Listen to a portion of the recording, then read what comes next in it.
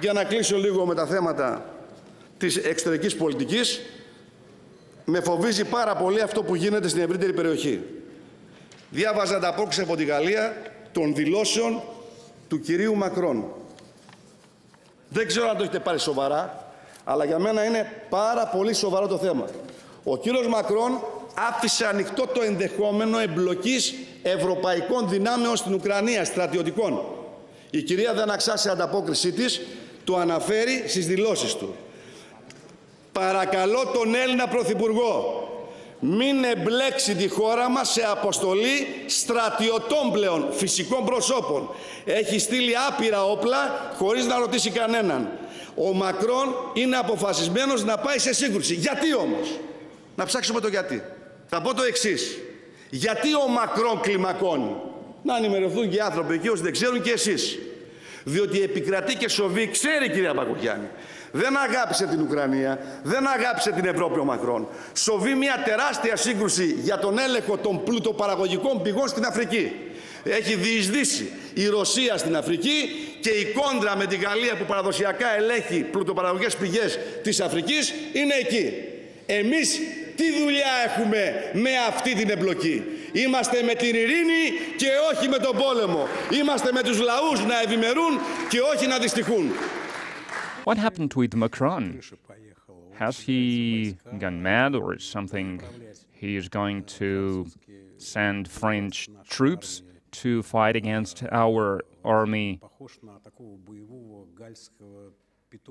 He looks a little bit like this feisty gull rooster. He's scaring the Europeans even. How should one react to this?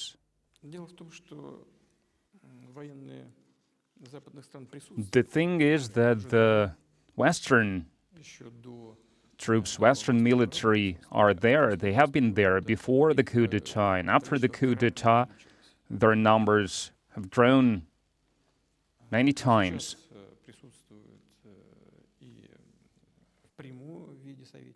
They are present there now as advisors. They are there as mercenaries, and they are suffering losses. But if we speak about official military contingents of foreign countries, I'm confident it will not change the situation on the battlefield. That's the most important thing. Same as weapon supplies do not change anything. Secondly, it could lead to very serious geopolitical consequences. If we go back to Macron, maybe he decided to avenge Russia for stepping on their toes in Africa, so probably he did not expect us to be so active there. Well, I guess there is certain bitterness when we stayed in contact directly, we spoke about this frankly. We did not go to Africa. We did not squeeze anyone out of Africa, but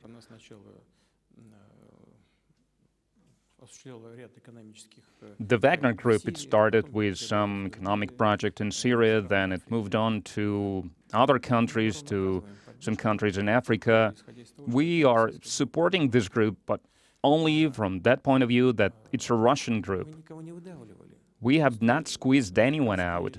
It's just that African leaders from certain countries made agreements with the Russian economic operators. They wanted to work with them.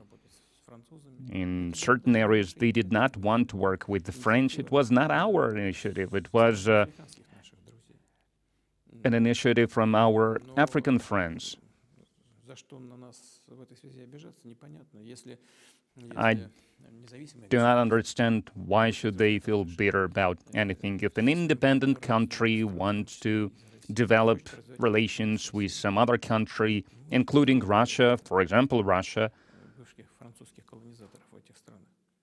We have not done anything to these former French colonizers in these countries. And I'm not being ironic because historically, in many of these countries, France was a metropolis, was a mother country, and they do not want to deal with them anymore now, so we have nothing to do with this.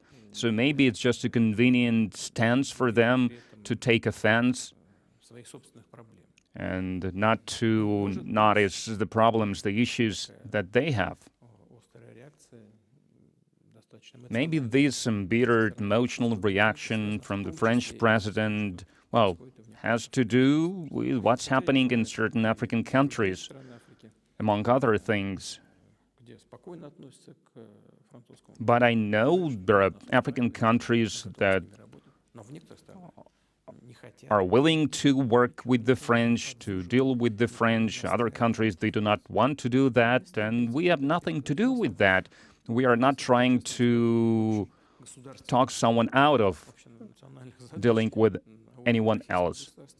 We do not have any state goals there. We are just being friends with them. They want to develop relations with us. We reciprocate. So I don't think there is anything to take offense on. Now in France, they say there are no red lines and nothing is possible and nothing is impossible, everything is possible, and they want to talk to us based on the balance of forces, and we hear a lot of things like that from France, from Lithuania. So there's pretty hostile chorus of voices. So maybe we should also make some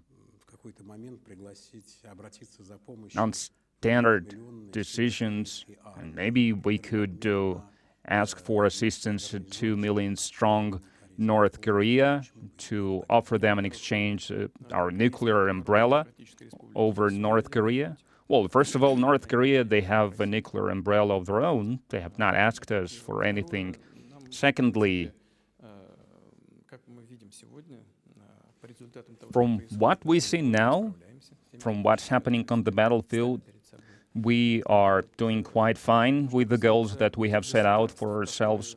As for those states who are saying that they have no red lines in regards of Russia, well, they need to understand that Russia will have no red lines in regards of these countries. As for small nations of Europe, well, first of all, we treat everyone with respect, no matter what. And secondly,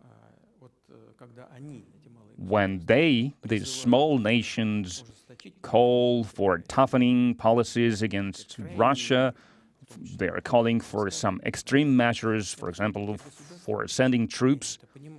These nations, these states, and they understand this, they understand that they will feel no consequences of these provocational statements that they make.